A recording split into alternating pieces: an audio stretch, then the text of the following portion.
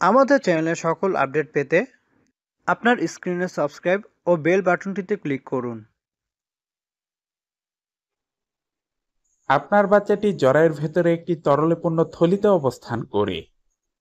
এই থলিটির নাম অ্যামনিওটিক থলি এবং তরলের নাম অ্যামনিওটিক তরল। গর্ভস্থ বাচ্চার সাথে অ্যামনিওটিক তরলের গুরুত্ব অপরিসীম। এই তরল কম বেশি হওয়ার উপর বাচ্চার ভালো মন্দও নির্ভরশীল। আজকের ভিডিওতে তুলে ধরব অ্যামনিওটিক তরল কম হওয়ার কারণ এবং এক্ষেত্রে করণীয় সম্পর্কে। অ্যামনিওটিক তরলের কাজ কি? এই তরলের কারণে গর্ভের বাচ্চা বিভিন্ন আঘাত থেকে রক্ষা পায়।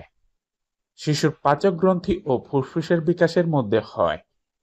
এই তরলের জন্য শিশুটি বাইরের সংক্রমণ থেকে বেঁচে থাকে। এই তরলের কারণেই শিশু জরায়ুতে ভেসে থাকে এবং নড়াচড়া করতে পারে। অ্যামনিওটিক তরল কম হওয়ার কারণ: সময়ের আগে পানি ভেঙে যাওয়া, গর্ভবতী ডায়াবেটিস বা উচ্চ রক্তচাপের সমস্যা, কোনো কারণে প্লাসেন্টা জরায়ুর দেওয়াল থেকে সরে যাওয়া, গর্ভস্থ বাচ্চার কিডনিজনিত সমস্যা, বাচ্চার শারীরিক বৃদ্ধি কম হওয়া। অ্যামনিওটিক তরল কমে গেলে কি হতে পারে? অ্যামনিওটিক তরলের সাধারণ মাত্রা 8 থেকে 18। যদি এর পরিমাণ 5 থেকে 6 চলে আসে, কম অ্যামনিওটিক তরল আছে ধরা হবে। এক্ষেত্রে বাচ্চার হাত, মুখ, পা সহ অন্যান্য অঙ্গের বিকাশ ঠিকমতো হয় না। এর ফলে সময়ের আগে সন্তানটির প্রসব হতে পারে। এ ধরনের শিশুকে অপরিপক্ক শিশু বলে। অ্যামনিওটিক তরল বাড়ানোর উপায়: অ্যামনিওটিক তরল বাড়ানোর সবচেয়ে সহজ ও প্রাকৃতিক উপায় হচ্ছে বেশি বেশি পানি পান করা। চেষ্টা করুন দৈনিক 3 লিটার পানি পান করতে।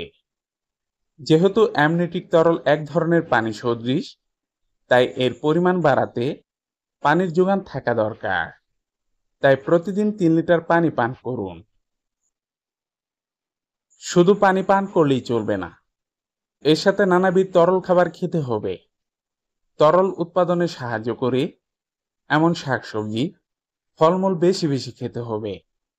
এরকম কিছু উপাদান হলো পালং শাক, ফুলকপি, ব্রোকলি, মূলা, শসা, লেটুস, তরমুজ, খরমুজ, স্ট্রবেরি, টমেটো। সাথে দুধ, নানাবিধ জুসও পান করতে পারেন।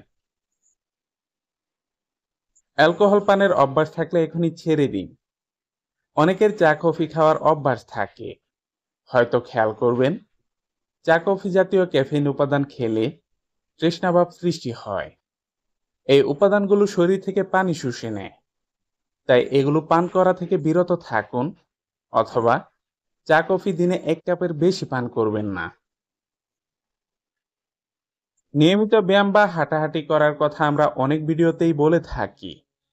যারা নিয়মিত ব্যায়াম করে তাদের শরীরের রক্ত প্রবাহ ভালো থাকে, এর ফলে তরলের উৎপাদনও বাড়ে। তাই দৈনিক 20 মিনিট হাঁটুন ও হালকা ব্যায়াম করুন। ব্যায়ামের বিষয়ে অবশ্যই ডাক্তার দেখিয়ে জানবেন আপনি সক্ষম কিনা। ভিডিওতে আমরা সমাধান হিসেবে যে বিষয়গুলো বললাম, এগুলো মূলত ঘরোয়া উপায়। অনেকের এগুলো অনুসরণ করার পরও সমস্যাটি নাও সমাধান হতে পারে। এক্ষেত্রে ডাক্তারি পরামর্শ নিতে ভুলবেন না। ডাক্তার হয়তো স্যালাইনের ব্যবস্থা করতে পারেন বা অন্য উপায় অবলম্বন করতে পারেন। তো এ পর্যন্তই। আশা করি ভালো থাকবেন।